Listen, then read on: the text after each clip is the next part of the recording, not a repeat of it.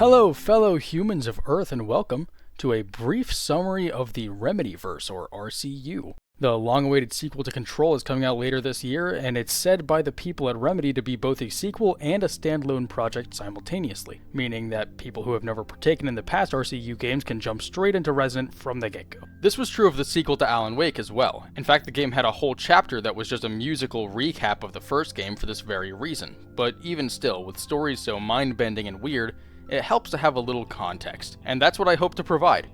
Fair warning before we begin, a few of the games I have never actually personally played, and some others arguably aren't that important to the lore, so I will touch on those, just not nearly as long, and I won't be nearly as knowledgeable on them. The word brief isn't satirical here, even though this video is quite long. I'm going to try and keep this concise.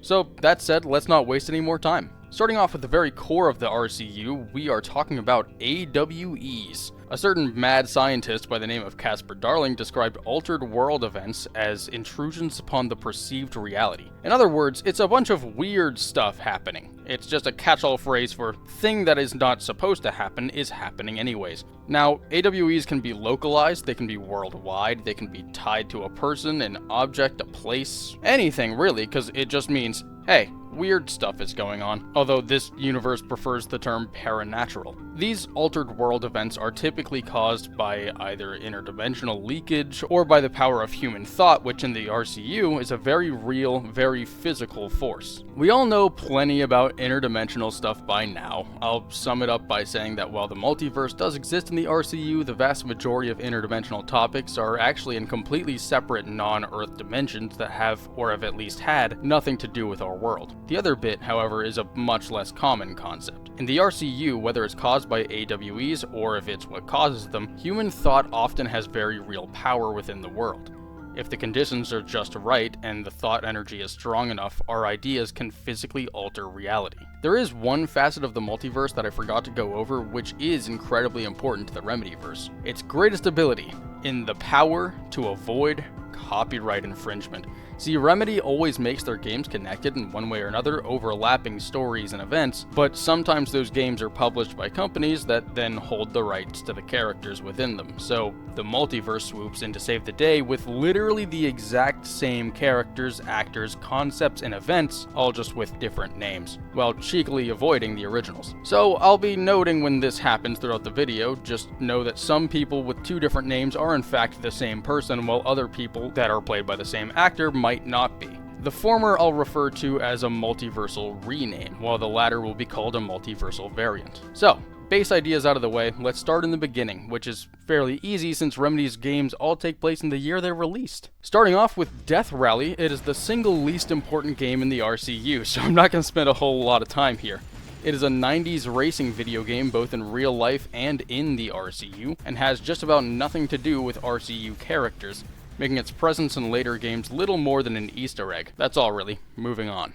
Next up is Max Payne, which, while not incredibly relevant, is extremely important for one particular character. Now, something to note is that I didn't count out Death Rally's importance purely to it being fictional within the RCU, rather because it has nothing to do with any characters. In a world that can be changed by human thought, fiction can be just as important as reality, to the point where they even overlap sometimes. That said, here comes a 2-point introduction combo. Point 1, Max Payne himself, later multiversally renamed to Alex Casey. Max Payne was basically a classic hardened gunslinging detective, a 2001 New York lawman with Neo-style bullet time gameplay, on the hunt to find his family's killer through various shady, vaguely Nordic-themed evil organizations. Now, I'm skimming over a lot for one important reason here.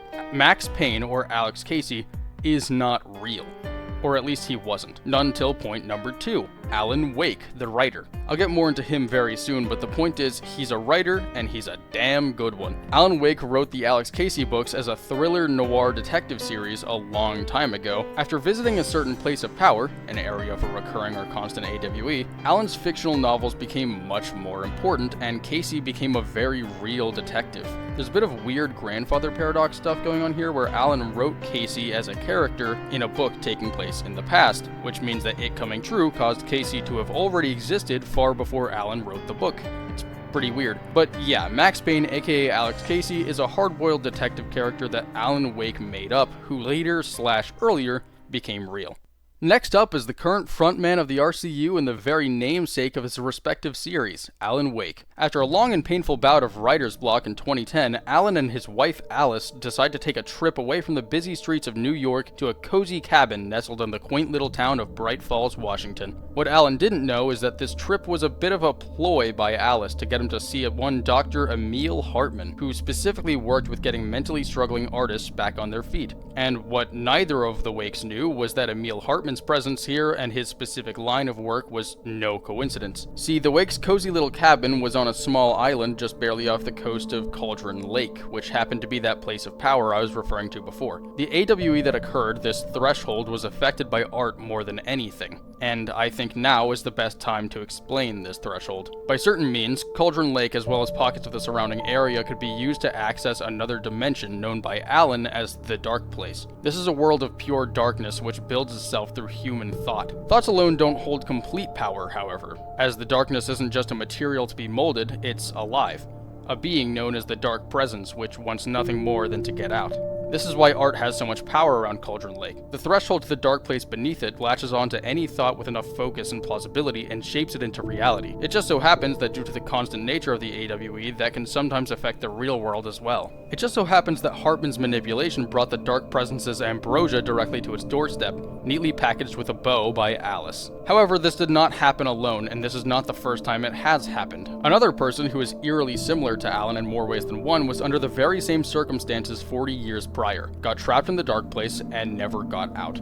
That man was Thomas Zane, once known as the Diver Poet, later known simply as a movie director, but always known as Alan's strange, enigmatic guide through this equally strange dimension. When Alan first arrived in Bright Falls, the Dark Presence took over the guise of Thomas's lover, Barbara Jagger, and coerced Alan and his wife into a series of mistakes which would eventually lead to both falling into the lake and becoming trapped in the dark place. Alan steadily learned how to navigate this nightmarish dimension using light to ward off those created or possessed by the darkness. More importantly, he learned the power of fiction, as well as the risk that it had. Every bit of power that Alan gained was too gained by the Dark Presence. Alan finds himself alongside friend and personal agent Barry Wheeler back in Bright Falls, overrun by people taken by the darkness, while continuously finding pages to a mysterious manuscript he had no memory of writing called Departure. In every attempt to save himself and his wife through warping reality with fiction, he fed a little more of himself and his mind directly into the darkness. Trying not to spend too much time here over detailing, while clearing Bright Falls of the Taken and evading the Dark Presence, Alan does eventually manage to get his wife out of the dark place, but in turn becomes trapped in it himself.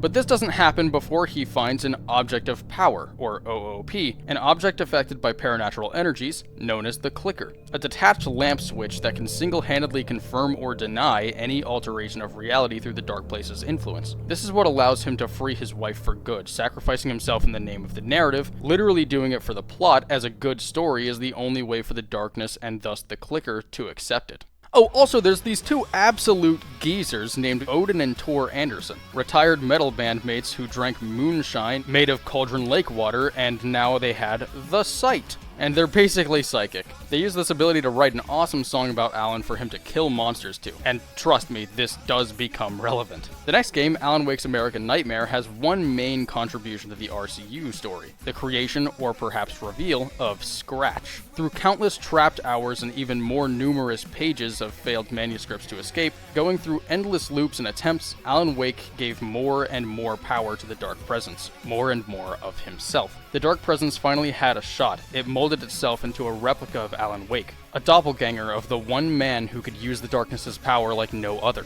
At long last, this being, known by its unsignature as Scratch, now had much more power to change reality outside of its own dimension. Now, this is one of the games I haven't played. I've heard it's not that great or that important, so as far as I'm aware, this is most of the game's plot relevance. The darkness takes form as Wake's evil double with more power than ever. Following up immediately in 2016 with another game I have not played, Quantum Break. This game is an Xbox exclusive because the rights are owned by Microsoft, which also means get ready for a lot of multiversal variants along with a few multiversal name changes. This game follows Jack Joyce, later made into a half variant, half rename named Tim Breaker.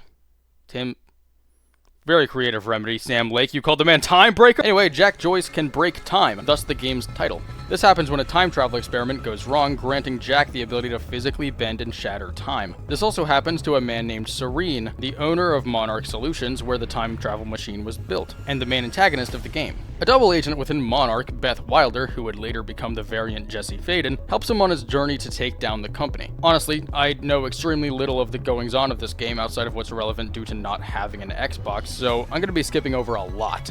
Through various time travel shenanigans and an attempt to kill or stop various people before they do various things, Serene, who is afflicted with a sort of chrono sickness, is eventually dealt with. Beth Wilder was left in a pretty horrible spot in the process, but with time travel, nothing has to be any given way forever, giving Jack the hope that he will come back for her and make things right. In the meantime, Serene's mysterious right-hand man, Mr. Martin Hatch, has some weird things going on, and eventually states that all the bad stuff was just pinned on Serene. Apparently through natural cave time shenanigans and AWEs, which were first officially named in this game by the means of the FBI, later renamed FBC, Martin Hatch became a being called a Shifter, one who exists in every reality at the same time, the master of many worlds.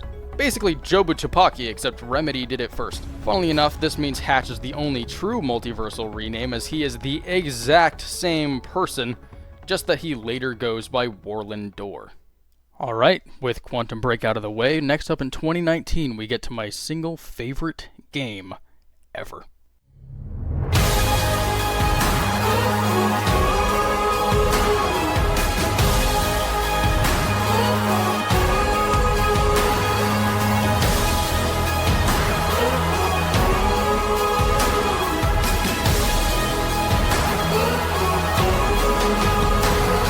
Control, the game that first introduced me to Remedy. We follow Jesse Faden, who in the mainline RCU has nothing to do with Tim Breaker, time travel, Monarch, or really anything in Quantum Break.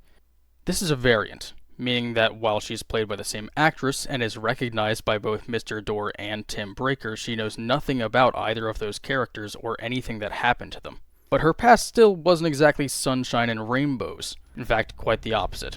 Enter tiny little Jesse Faden in 2002 with her even tinier little brother Dylan in the small town of Ordinary, Maine.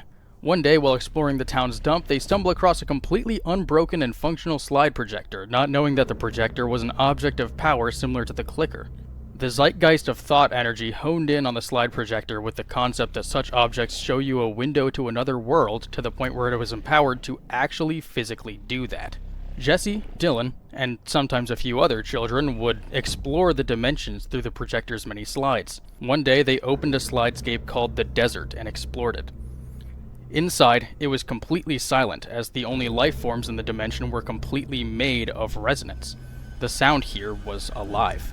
Nothing could have fully prepared the two for what was to come, but they did get help from one of these life forms named Polaris, embedding itself in their psyches. When they left, the projector had caused an AWE, which vanished every adult in Ordinary. This immediately caught the attention of the Federal Bureau of Control, which, unknown to the public, studies, contains, obscures, and utilizes paranatural forces. They tried to take the few people who were left in Ordinary for questioning and experimentation, while also searching for the OOP that caused the AWE. Jesse, in a moment's whim, burned every last slide with the exception of the desert before running away. Her brother Dylan wasn't so lucky.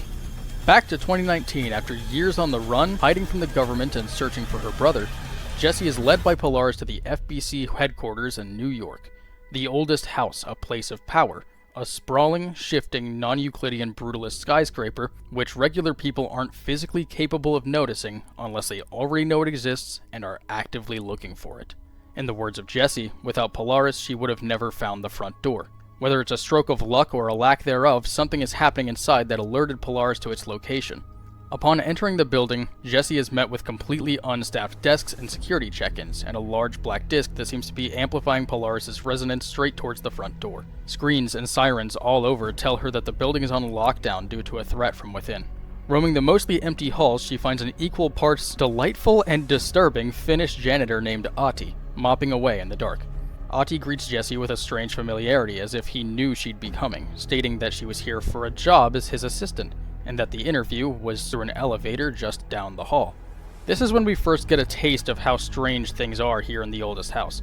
Firstly, Ahti replies to Jesse's inner thoughts like a conversation, implying that he's either a psychic or something beyond human. Secondly, when she walks down the hallway, she finds herself right back in the upper lobby where she entered, with one difference. Where there was once a picture of FBC Director Zachariah Trench, a picture of Head of Research Casper Darling, and a dimly lit photo of Ahti himself, there is instead a picture of Trench, a picture of Darling, and an elevator, with only one place to go: the executive sector.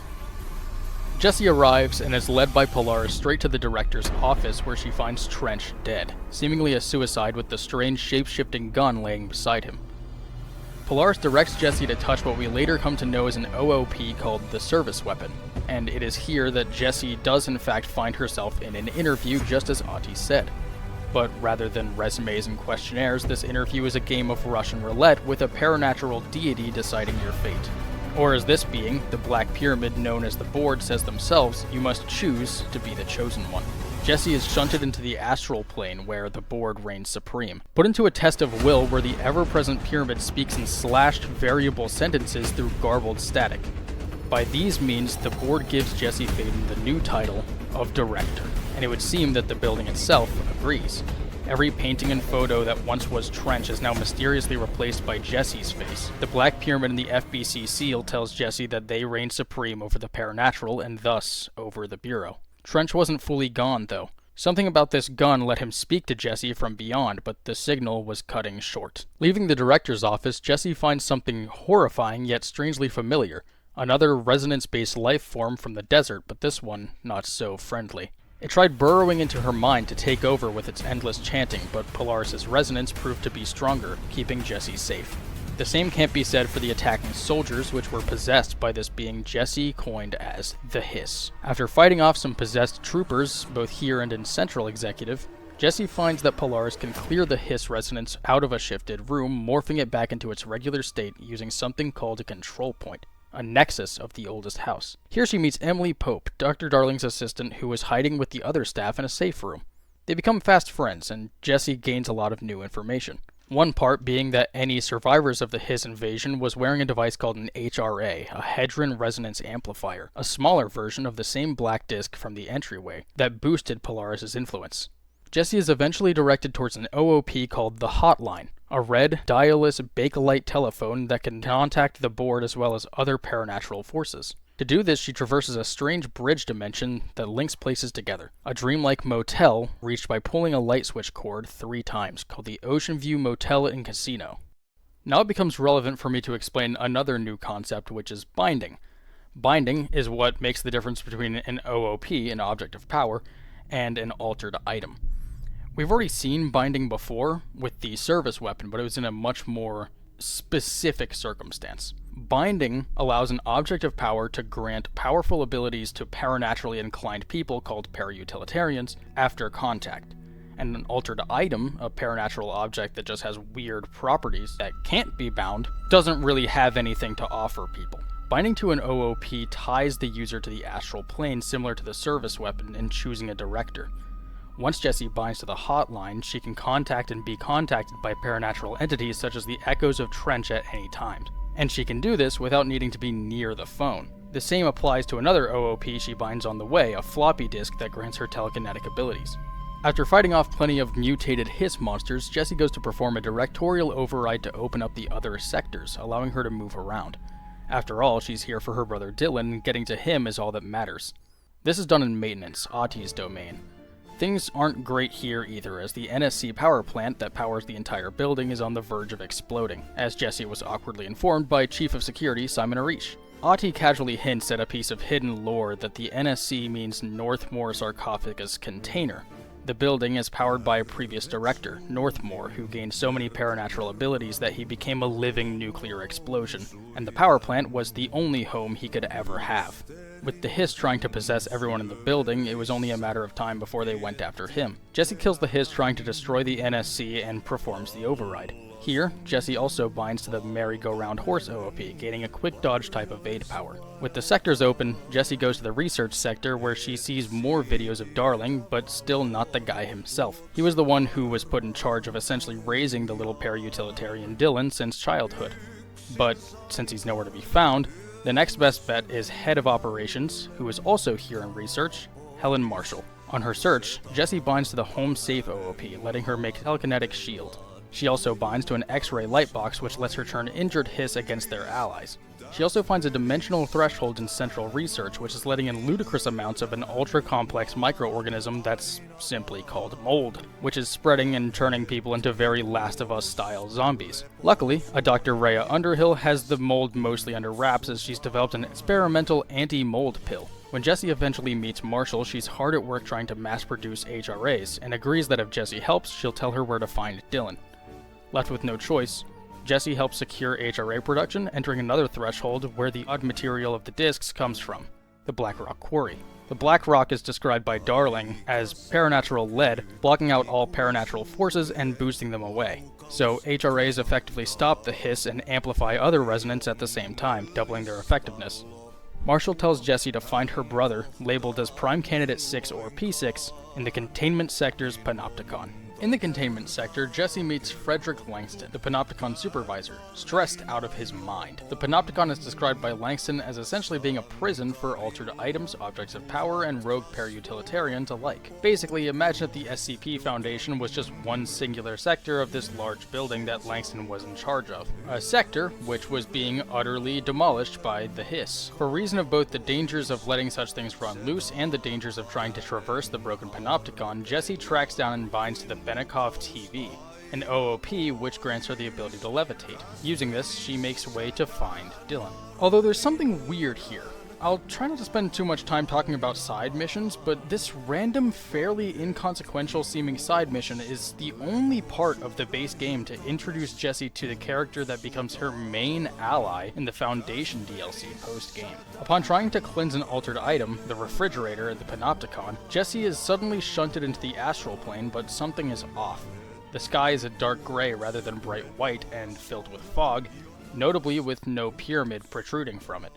The board wasn't here, but something else that spoke in the same voice. Here, Jessie has a boss fight with the Former, a monstrous being that seemingly was part of the board once, but was removed due to conflicting ideals. After the fight, it just ends, and nothing really comes of it until the DLC. Oh, also in the Panopticon, she finds one of Wake's manuscript pages alongside a thermos from a Bright Falls diner. But back to the mainline stuff. Jessie goes to the P6 cell to find it empty. Her brother is gone, the glass shattered, and the room is torn to shreds. The name Jessie is scrawled on the unbroken panes in blood. A call from Emily confirms that Dylan has been possessed by the Hiss, but is conscious enough to have turned himself in at Central Executive. Right here is where we find the most information about the protagonist of Control Resonant, which it's been so long since I've mentioned I almost forgot this video was about. Dylan Faden was not raised well. For 17 years, he was raised off of a well-meaning yet deranged scientist concept of child-friendliness, while simultaneously being groomed to be a future director. See, this is what P6, Prime Candidate 6, means and what the Prime Candidate program was.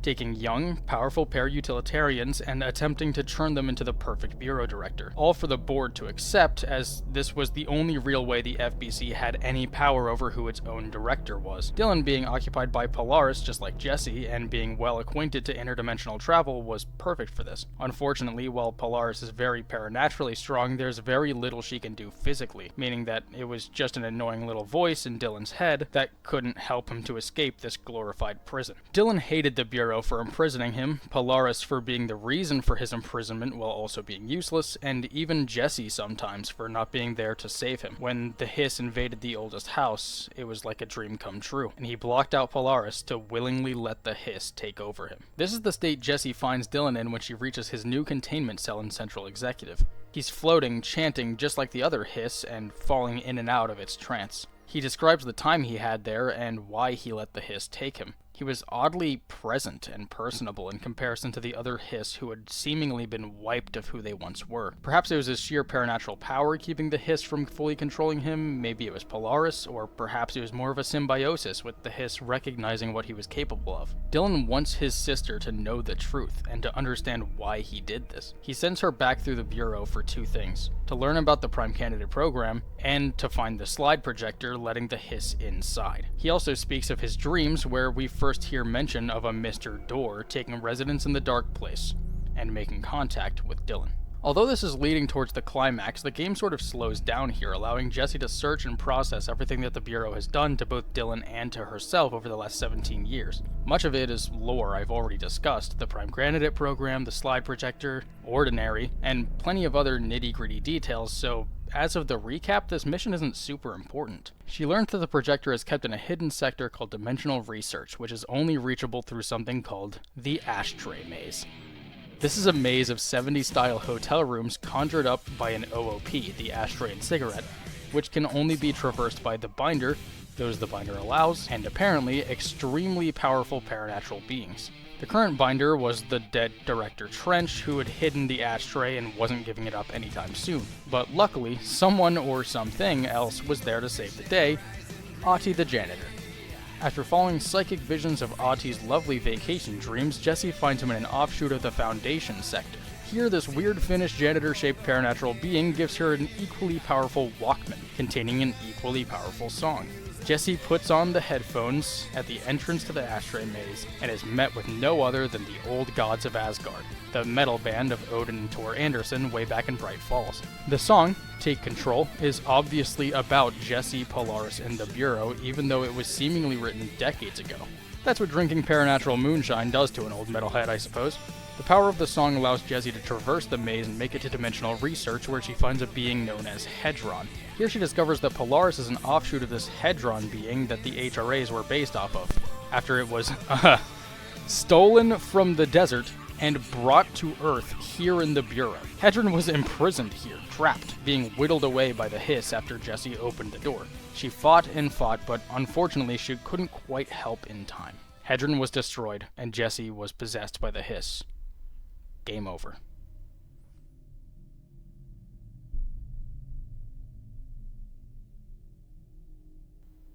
But possession isn't death. To a degree, it's something worse.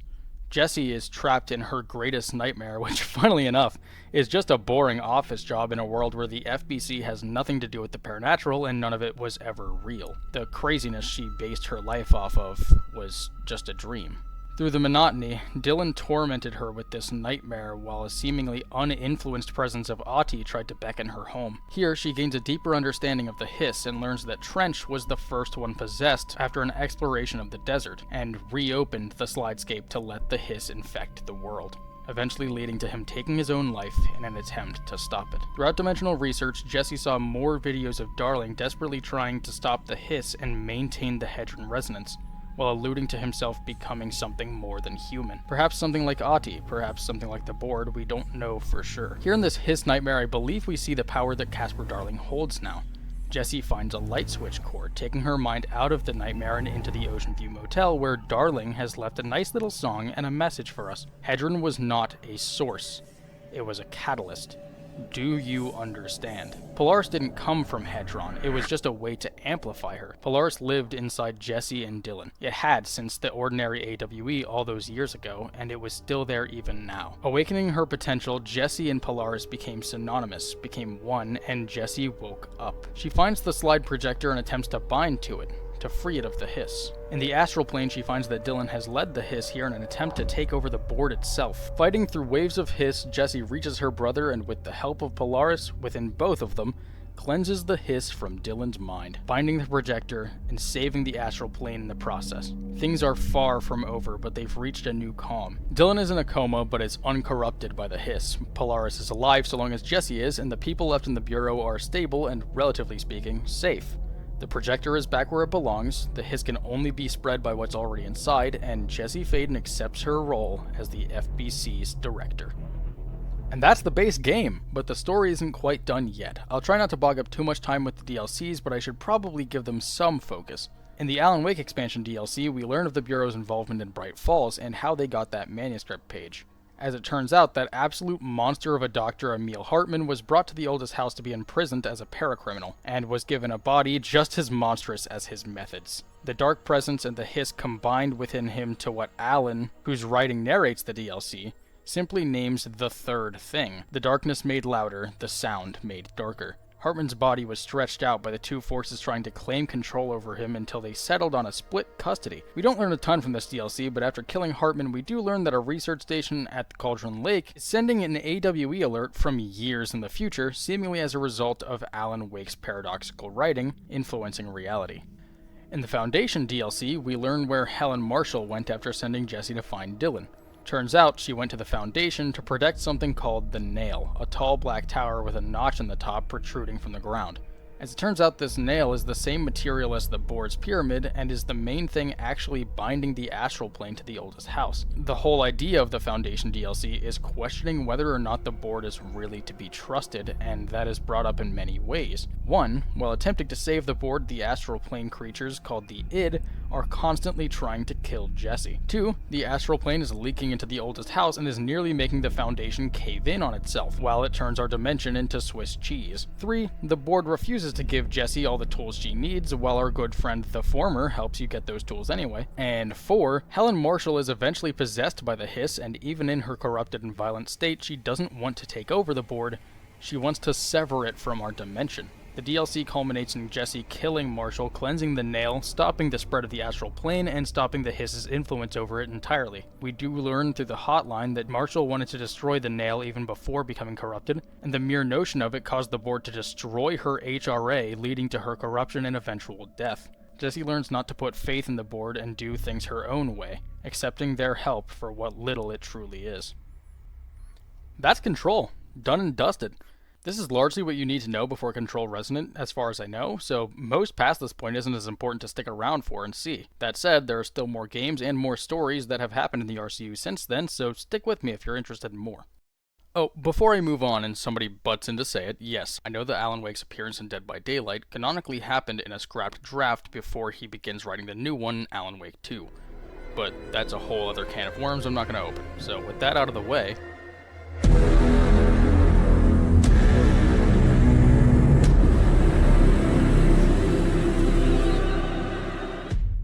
Alan Wake 2 starts in 2023, following FBI agent Saga Anderson, who is investigating the ritual murder of an ex-FBI agent named Nightingale who went missing in 2010, alongside her partner Alex Casey. During the investigation, Saga shows great intuitive capabilities, being able to piece together entirely unknown information from extremely little input.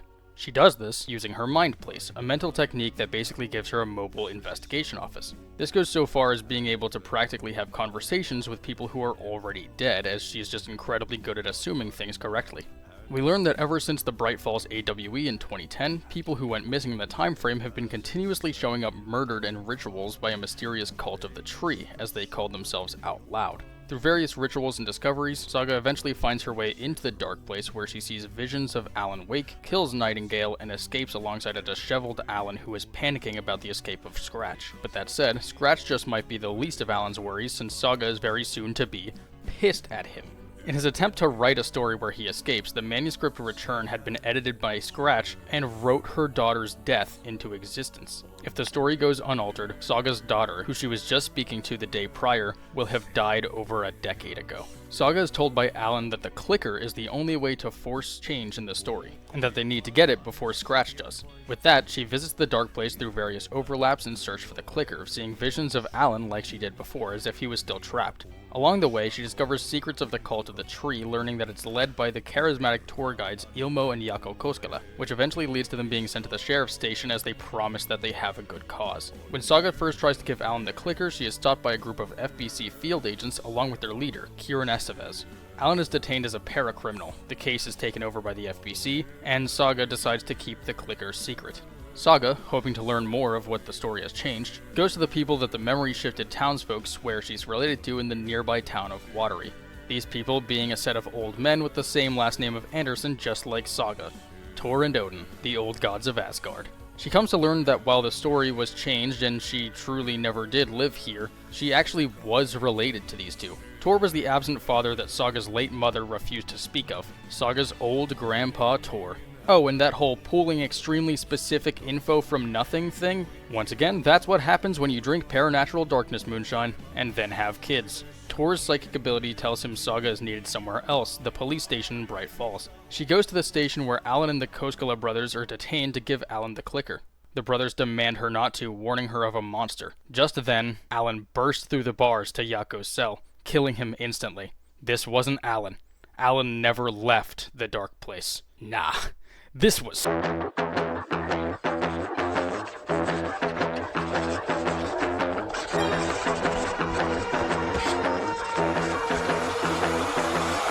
So if this is Scratch, I'm sure you're wondering what exactly is Alan doing? Well, it's now that I'm going to take a break from Saga and focus on the namesake of the game.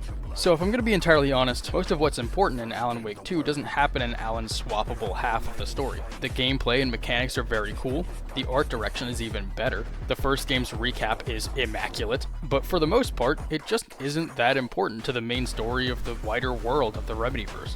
The main tragedy that's found here is after years of being haunted by Scratch, Alice, who Alan sacrificed himself for, had taken her own life. What he strived to get back to for so long was gone because of him. Nonetheless, he pushed forward to get out. There's another interesting bit here in the Dark Place, though.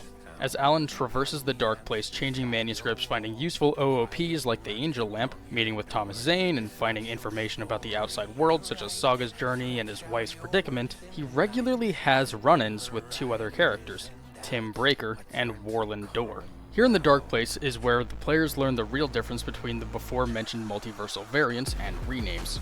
Door is the same mysterious shifter who seems to have immense power over the Dark Place, and is on the hunt to kill Tim Breaker, the sheriff who has absolutely no clue who Door is. Well, that's kind of true. Breaker seems to remember slight glimpses of his alternate life as Jack Joyce. He remembers polyhedron-shaped tech, but not its purpose. He remembers a red-headed woman, but not who she is. And he remembers a shifting man who was named after some kind of opening. Nevertheless, Door sees him as a threat and wants him gone. Oh yeah, also, did I mention that Ahti is here? Yeah, the weird janitor god thing took his vacation and decided to go to Bright Falls, where, as per usual, he doesn't really care what dimension he's in. So, while Saga finds him singing and mopping the floors on the surface, so too does Alan find him in the Dark Place, giving cryptically Finnish advice along the way. Alan also catches glimpses of Casper Darling along the way, somehow contacting the Dark Place and Thomas Zane within it. Eventually, Alan finds what he's been looking for, and feels a pull from beyond.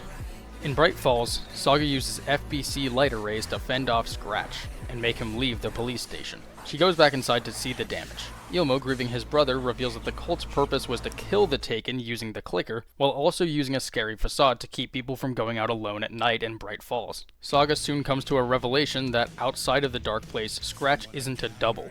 It is Alan, with the Dark Presence controlling him. Together with Kieran Estevez, Alex Casey, and the Old Gods of Asgard, Saga hatches up a plan to get the real Alan back, banishing Scratch from his body. Estevez would provide light arrays to keep the Taken at bay. Casey would provide weapons, health, and ammo. The Old Gods would write and play a song to artistically present Alan's escape, and Saga would fend off the Taken before using the clicker to bring the song to life. This plan, the Dark Ocean summoning, works like a charm, and Alan, the real one this time, is finally free from the darkness. But he's not quite free of its influence fully yet. The Dark Presence is still, well, present, and it is not happy. The group purges it from Alan, but it ends up taking over Casey instead. Plenty of time later, in a ritual within Wake's writer's room, Saga uses the clicker to purge Casey. Alan goads the Dark Presence to come back home to him, intentionally being possessed, to let Saga end Scratch once and for all. Using an artifact from before, the Bullet of Light, Saga shoots the possessed Alan in the head, killing Scratch and Alan alike. Alan's endless loops of doing the same thing over and over, all these years upon years of being trapped in the darkness, are realized to not truly be loops. It's working towards something, moving outwards, inwards, up and down. It's not a loop, it's a spiral. In this moment, Saga confirms what she did this all in the name of. The story is undone, and her daughter is alive. Now normally the game just ends here, ambiguously, but oddly enough, the New Game Plus run of the game is actually canon. It's just another loop Alan is going through post-revelation that said loop can actually change and go somewhere. This unlocks the true canon finale where Alan comes back to life, declaring himself the Master of Many Worlds, a title previously given and held by no other than Warlin Door. That's the base game, but there's still DLC. The first DLC is called Night Springs, based on an in-universe Twilight Zone-esque horror anthology show, which was implied to be made by the FBC and narrated by Warlin Door. This one has two non-canon stories involving the Oh Dear Diner's own Rose Marigold and a pre-controlled Jesse Faden, but neither of those actually happened. The third might be considered non-canon, but involves not Jack Joyce or Tim Breaker, but Shawn Ashmore, the actual actor working under Sam Lake to make a video game about a time breaker before he travels the multiverse, running from Door, who is always canon regardless of what universe he's in. The other DLC tells the story of Kieran Estevez just prior to when she first meets Saga. She was checking on the Lake House, the FBC field facility watching over and studying Cauldron Lake. The two co-heads of research at the facility, Doctors Jules and Diana Marmont, are in an incredibly toxic relationship and are constantly trying to sabotage and outclass each other's experimental methods of influencing the darkness's reality manipulating properties. Dear God, what a mouthful. Kieran slowly uncovers the horrors and atrocities the couple has committed in the name of being better than each other. Diana's method involved what was definitely not an allegory for AI, which was rooms filled with thousands of automated typewriters trying to recreate Alan Wake's writing style while ludicrously overworking her team to process more data and find what made Wake's writing so efficient.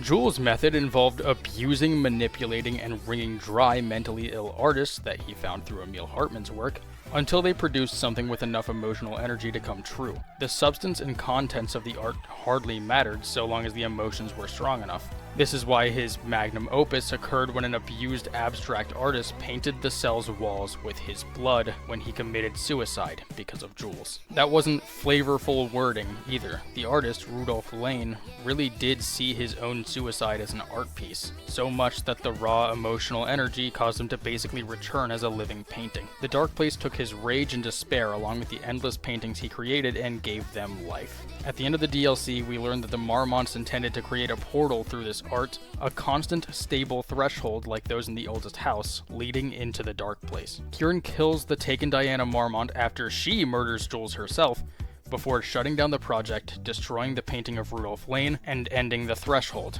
ending the Lake House DLC. Something I will mention is that somewhere in the middle there's a bit of an Easter egg, where Estevez traverses the Ocean View Motel and finds herself in what she believes to be the Panopticon, even though the oldest house has been on lockdown for 4 years at this point. I have a personal theory that this was actually a place called The Gap, but I'll talk more about that later. In the middle of this concrete field, she finds none other than Dylan Faden's cell, with him rambling inside. This leads to a conversation where he asks Kieran to tell Jesse he tried, before we see a brief glimpse of the distorted Manhattan that was later revealed in the 2025 Game Awards.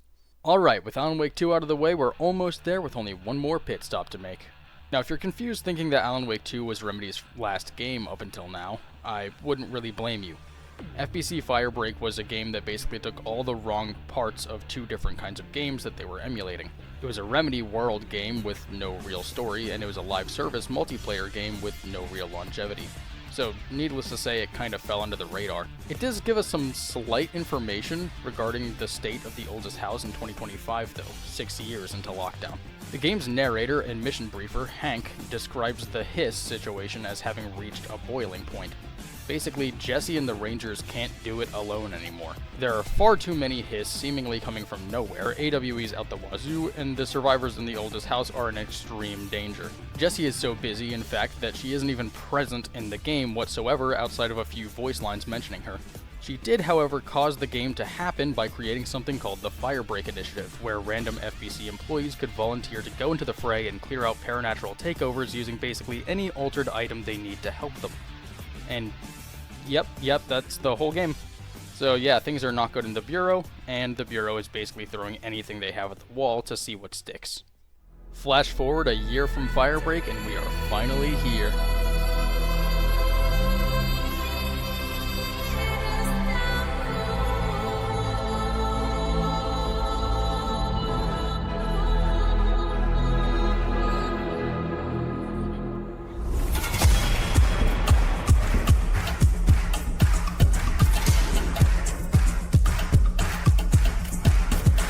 Control Resonant, the long-awaited sequel. Past here, it's entirely speculation off of the little information we have so far, so I'm not even going to try and explain it past basic concepts and the things we definitively know.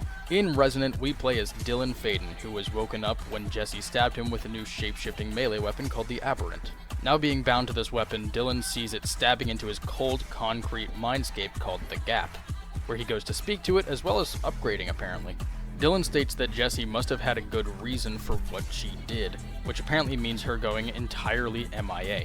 Dylan is sent out on the FBC's proverbial, or perhaps paranatural, leash to a version of Manhattan which has been flipped upside down, inside out, and every other way it could be.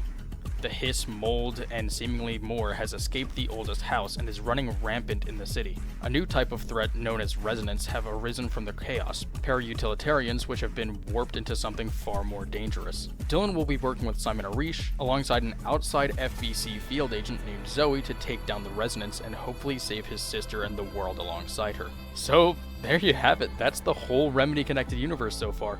Summed up. If you stuck by this far, thanks so much for indulging in this massive info dump, and I hope to see you all later in 2026 for Control Resonant. I'm gonna go ahead and do the YouTuber thing, I'm gonna say this. In case you haven't noticed, first video. I've never posted anything before, so if you feel up to it, feel free to like the video if you watched this far, if you enjoyed it, and feel free to subscribe if you want to stick around and see more stuff like this. I plan on doing a full series of Control Resonant when it comes out. I'm sure it'll give me plenty more lore to talk about like this. And, you know, maybe I might do a final draft run, since I haven't actually done that yet. Let me know if you want to see that. Anyway, it was nice talking to you, so see you later.